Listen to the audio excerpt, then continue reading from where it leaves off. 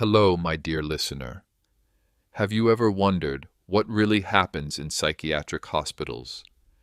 Do they really treat people there, and are they really sick? First impressions can be deceiving, and what we see does not always have anything to do with reality or the truth.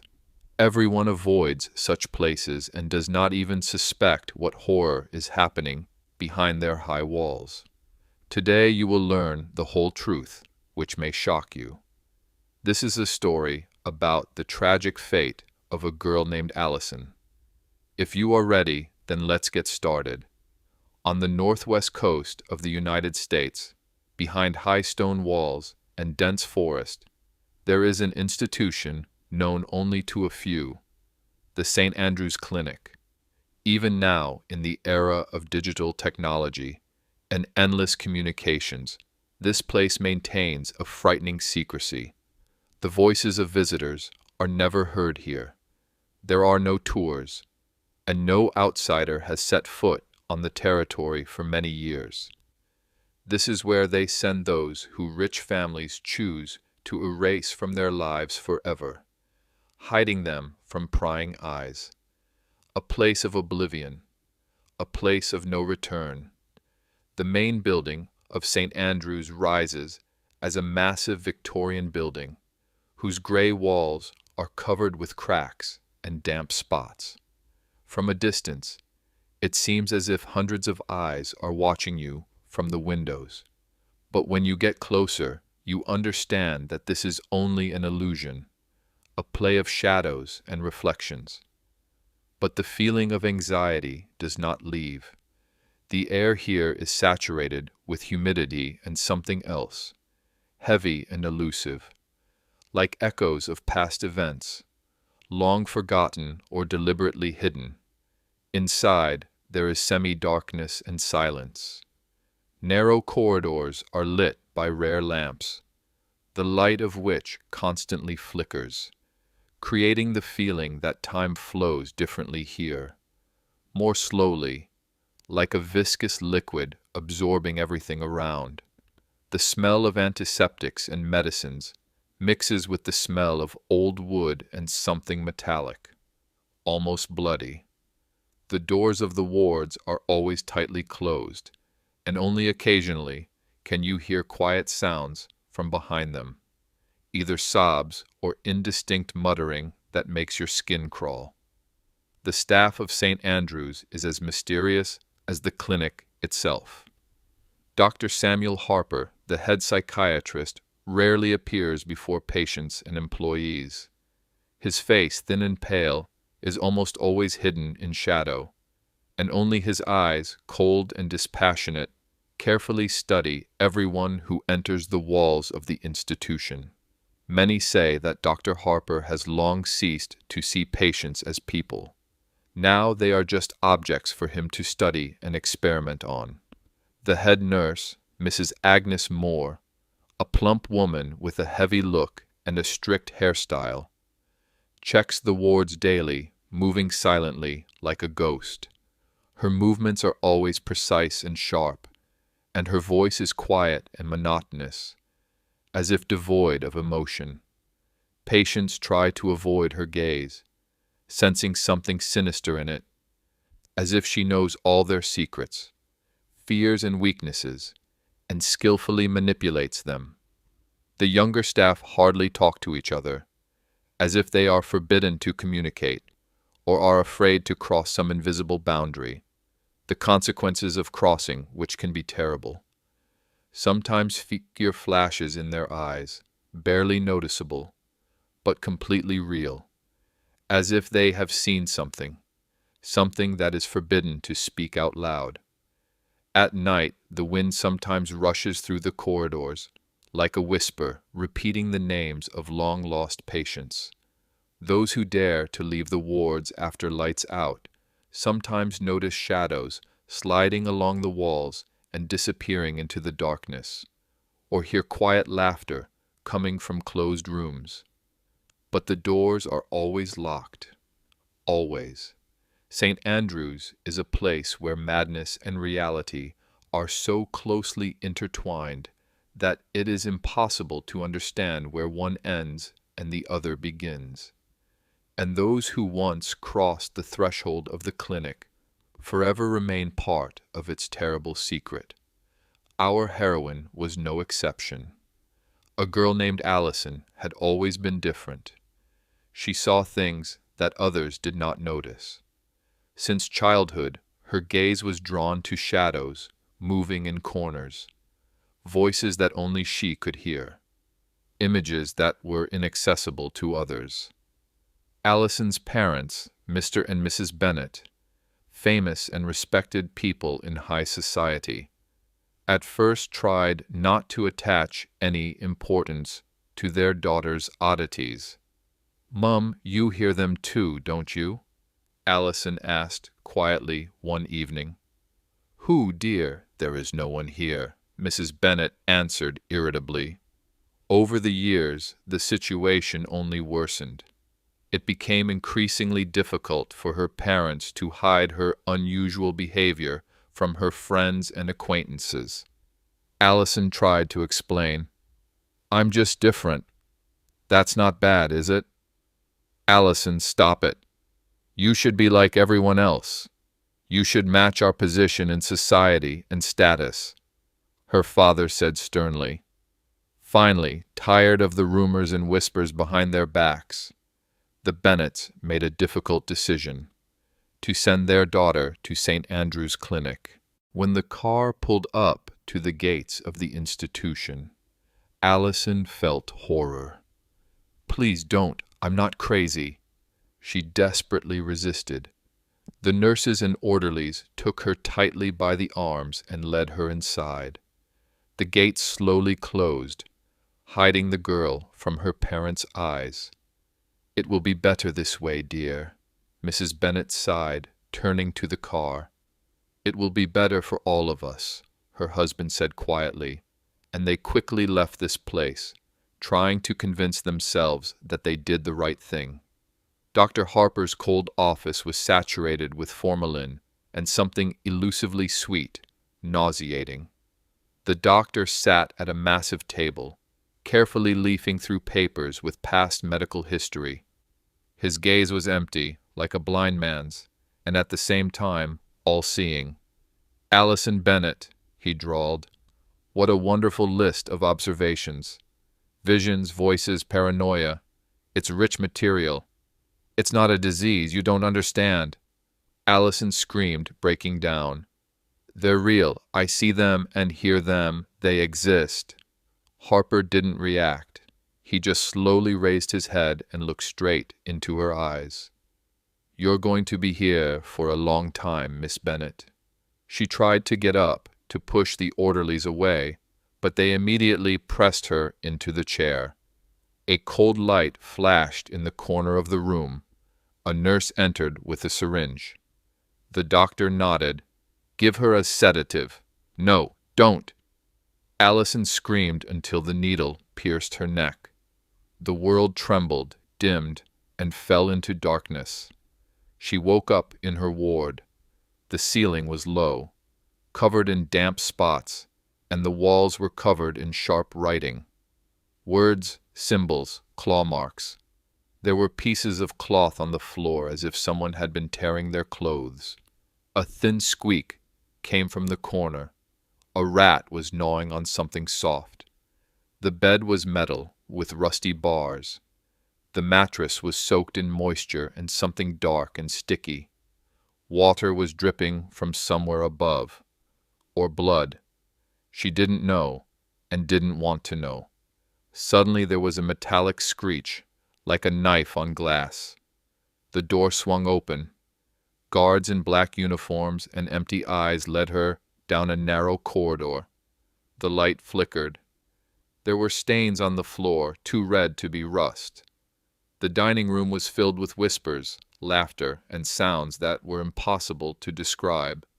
One man kept shaking his head and repeating, "She's in the wall, she's in the wall." A girl in the corner was quietly singing a lullaby, although she had no teeth. An elderly woman licked a spoon, not taking her eyes off Allison. but her attention was drawn to others. Three young girls who sat apart as if surrounded by an invisible barrier. Their eyes were clear. They noticed her. One of them nodded slightly. Allison took a step towards them. "Back!" the guard barked and grabbed her roughly. Again the corridor. Again the creak. Again the darkness of the ward into which she was thrown like a sack. The door slammed shut. The darkness was almost alive, and it seemed to her she could hear breathing, not her own, in the corner. Allison did not sleep that night. Or did she? The boundaries between sleep and reality were erased, as if someone had wiped them from the surface of her consciousness with a dirty rag. The world pulsed, distorted, changed, as if in a crooked mirror. She wandered through endless corridors, the walls of which breathed and whispered her name. Hands grew out of the floor, grabbing her legs. Voices called from the darkness. "Come back. You are one of us." When she came to, her whole body was covered in sweat. Even the air in the room seemed to vibrate. Her head was pounding as if from a blow. She didn't know if this was a dream or reality. Hardly anyone could say for sure, especially here. After a meager and tasteless breakfast, consisting of sour-tasting porridge and warm water, the guards led the patients out into the yard. The area was surrounded by a fence with barbed wire, like in a prison.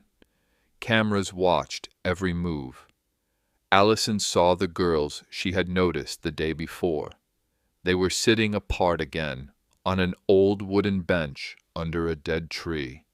She came closer, sat with her back to them, and covering her lips with her hand whispered, "Who are you? Why are you here?" "We're just like you," one answered. Her voice was quiet but confident. "We were sent here. For what we see." "See? What exactly?" "Energies, souls, future deaths." Another chimed in, "We're psychics." But that wasn't acceptable in our families. The rich don't want their children to be different. They want ideals, and we're a mistake. "Everyone here has a gift," the third added. "Everyone who can't be controlled in the normal world." "Why didn't you run away?" "Because you can't run away from here. No one runs away from St. Andrews." She leaned closer. "Be careful. Don't take the pills. They erase your memory. They break your will." "And what happens if you take them?" "You'll really go crazy," the youngest whispered. "Forever. And also, beware of the night doctor James. He's D.A. not like everyone else. He does things. The living shouldn't scream like that." The guard approached. Allison quickly turned away, stood up. Everyone was herded inside again. The day was drawing to an end, but a storm was raging in her head. In the evening she was given a pill. She discreetly hid it under her tongue and, turning to the wall, squeezed it into the crack under the bed. No one noticed. She was almost falling asleep when a terrible scream pierced the ward. A woman's, shrill, full of pain and horror. The scream cut off abruptly, as if cut off by a knife. Then, heavy steps, the clang of a lock, a metallic screech. The door slammed shut, and silence, so muffled that even her own breathing seemed alien. Allison lay still, her eyes wide open. She had no doubt that this was not a hallucination. It was a warning. The morning was deceptively calm. The gray light filtering through the barred windows painted the ward in shades of rot and ash. Everything was as usual: the sound of footsteps, the mechanical distribution of food, the dry coughs of patients. But something was wrong. Something stood out from the monotonous, maddeningly precise routine. One of the girls was missing. The one who had spoken to Allison yesterday. Not at breakfast, not on the walk, not at lunch. Allison looked for her among the faces, gloomy, faceless, doomed. In vain. Sometimes, through cracks in the walls or behind closed doors, she heard a scream. It was short, stifled, as if someone was trying to scream through a gag. And then, silence. The girl showed up at dinner, but what entered the dining room was no longer the same. Her body was shaking as if she had a fever. Tears were streaming from her eyes, but she wasn't crying. They were just streaming as if they couldn't stop streaming. Her hands were shaking so much that the spoon was falling out of her fingers.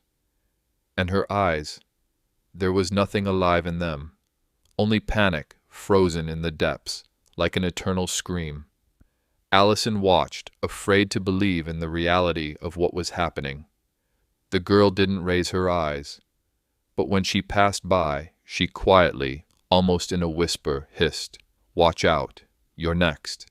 Allison's whole body shrank. Her heart was pounding in her ears, as if it wanted to run away from here too. That evening, as usual, she hid the pill, but there was no sleep. Fear kept her on her toes. Every rustle behind the door echoed in her body with a prick of horror. She lay down on the bed and, closing her eyes, tried to enter a trance. Inhale, exhale, concentrate. Feel the depth of consciousness. There was movement inside. Voices. They came one after another. Run. He's coming. Death walks these corridors. You have to leave before it's too late. But how? Allison screamed mentally. How? There was no answer, only a growing echo. Run, run, run. Night had fallen. Silence fell on the building like a shroud. Suddenly, a creak, a click. The door opened. Dr. James stood right in front of her. He was tall, thin, with skin like wax. His eyes were pupilless, cloudy, milky, like a blind man's.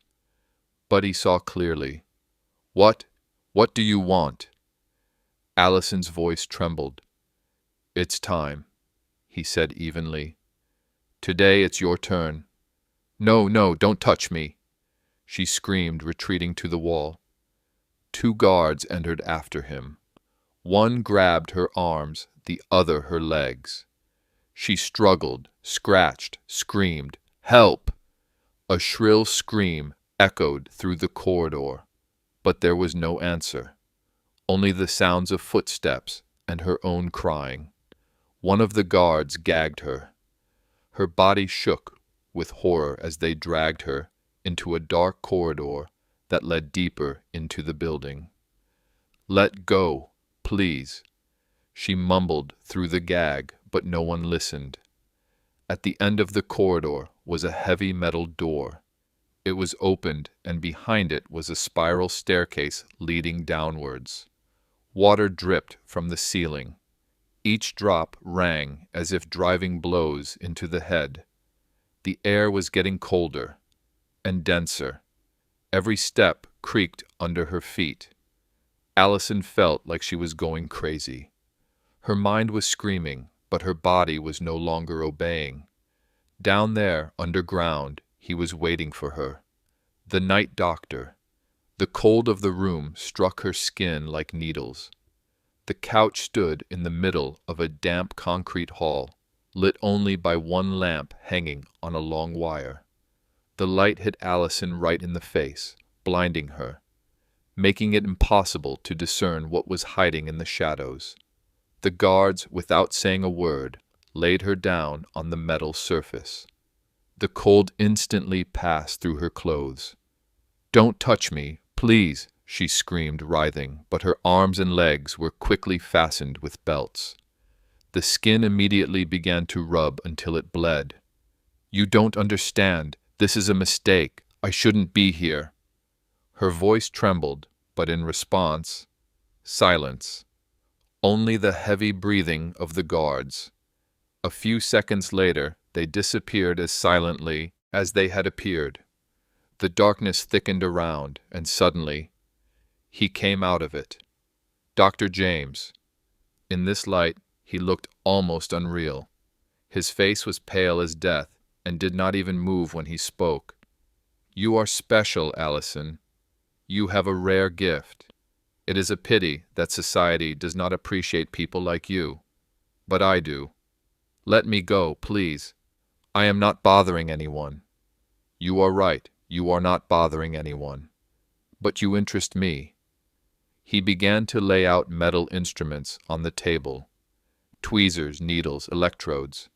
Sterile, shiny. He carefully put on gloves, then came closer and put a special belt with a gag on her mouth. "It will be quieter. I don't like it when people shout. It prevents me from concentrating." He took the syringe, filled it with clear liquid, and inserted the needle into the vein. Almost immediately, Allison felt her muscles go numb. She couldn't move, but her mind was clear, horribly clear. "Good, we'll begin." He turned on the device. There was a faint crackling sound. The air smelled of scorched skin. The lamp flickered. Allison's heart was beating wildly, but her body was not obeying. Her eyes widened in fear. It was as if her soul had separated and was watching what was happening from above. "See, Allison, you have excellent conductivity." He placed the electrodes on her temples. A discharge. Her body twitched, but there was no sound. Her mouth was tightly closed. Her eyes were filled with tears, distorted by the reflection of the light like an insect's. He worked slowly, methodically, without mercy. People don't understand how far the mind can go. I am studying the limit.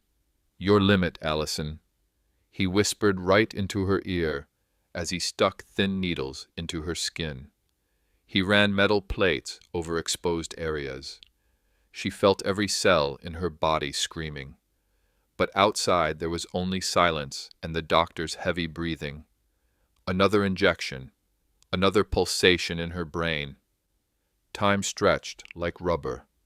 The light began to pulse in rhythm with her heart. Sometimes she lost consciousness, but he brought her back, with a flick to the face, a prick, or just a whisper. "Don't sleep, Allison. I'm not done yet." By morning it was all over. He wiped his hands, took off his gloves, and walked into the darkness, the same way he had appeared. She woke up in the evening. Dry mouth. Pain. In every nerve. Her body was alien. It seemed that she had been ground up, taken apart piece by piece, and then put back together again. But this time incorrectly. Her thoughts were confused, but she knew the main thing for sure. Now she understood what was happening in this place, and the girl who told her to watch out was right. This was only the first circle of hell. Time ceased to be linear. It turned into a viscous darkness through which days, weeks, months made their way. Allison hardly spoke, almost did not breathe. She watched and remembered. Every night someone's door opened and another girl disappeared into the darkness. Not all of them returned in the morning, and those who did were no longer themselves. "They break us," Liana, one of the three who spoke to Allison for the first time, whispered one day. First the body, then the soul, then silence. Things happened in the basement that were impossible to describe in words. The stone walls were cut with claw marks. Dirty liquid dripped from the pipes in the ceiling, soaking into the skin as if it were alive. From the darkness came moans, like the dying sounds of animals. But they were people. When the doors closed, they screamed. When they opened, they were silent. "We have to get out," Allison whispered, feeling her will boiling up again for the first time. We can't wait for them to take us all away. From that day on, every meeting, on a walk, in the dining room, in the shadow of the stairs, was a brief flash of planning. Words were compressed into looks, phrases, nods. Inside that dark abyss, a spark was beginning to be born. One night, Liana was taken away. Allison heard her screaming, "Don't let me go! Allison, help!" She couldn't. She just huddled in the corner, crying from helplessness. A few hours passed. Then the door opened again, and Dr. James led Liana out by the hand. She was barely able to stand. Her skin was gray, her eyes were glassy. But as James passed, she barely squeezed Allison's fingers in her palm. "Tonight, he'll be busy. We'll have time, be ready." These words burned into her memory all day. When night fell, Allison hid the pill, as she always did. She didn't sleep. She waited. The hours dragged on, as if someone was squeezing every second out of them by hand. And then footsteps, but not toward her room. Somewhere further, muffled but audible.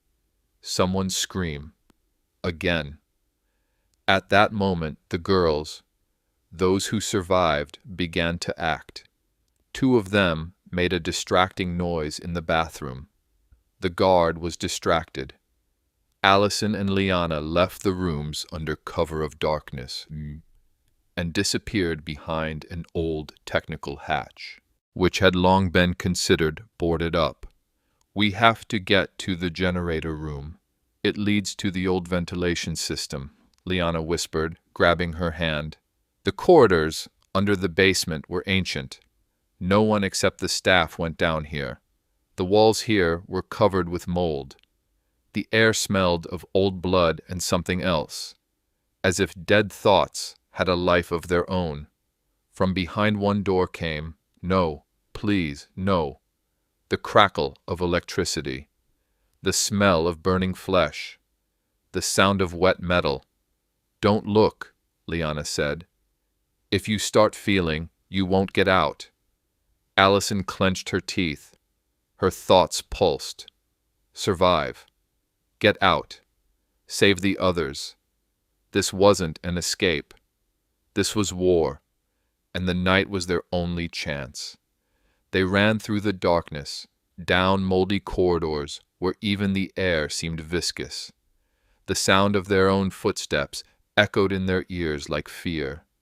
Spiders hung in dangling nests from the ceiling, and the walls were covered in something that felt like raw meat.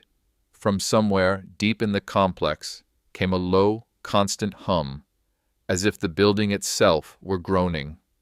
"Faster," Liana hissed. "While he is busy, we have time." But fate decided otherwise. As soon as they turned the corner, there was a crunch. Liana stepped on a piece of glass.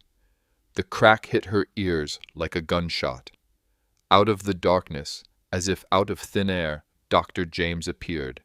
His face was pale, his eyes filled with emptiness.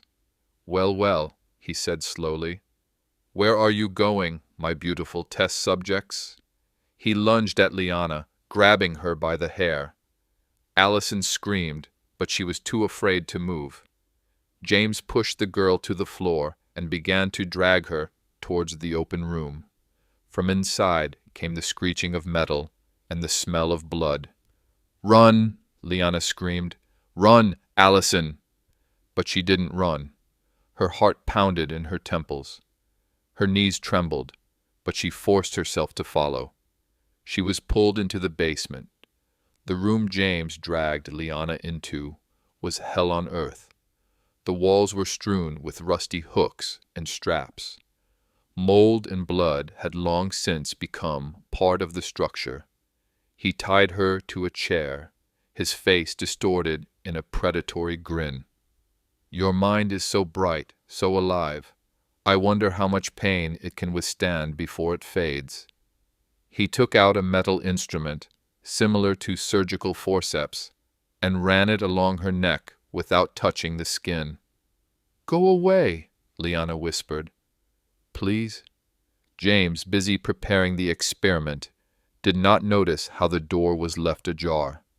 Allison slipped inside, hiding behind an old cabinet. She waited for the moment when he went into the next room for tools, and rushed to Liana. I'm here.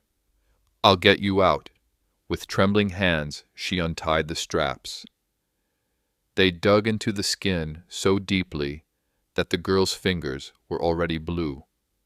We're almost there, Allison whispered, tears obscuring her vision. You hold on, do you hear? We have a chance, Liana croaked. They ran out without turning around. Behind me, footsteps were heard again, angry shouts and James's voice. I will find you. I will cut your souls into pieces. They rushed through a narrow tunnel, not feeling their legs. The descent gave one to an ascent, and soon they saw a door. Ancient, half-collapsed, bound with chains. An old, forgotten passage. Allison hit the lock with a metal rod, and it creaked as it gave way. They jumped outside. The damp night air hit them in the face. An old courtyard stretched out before them.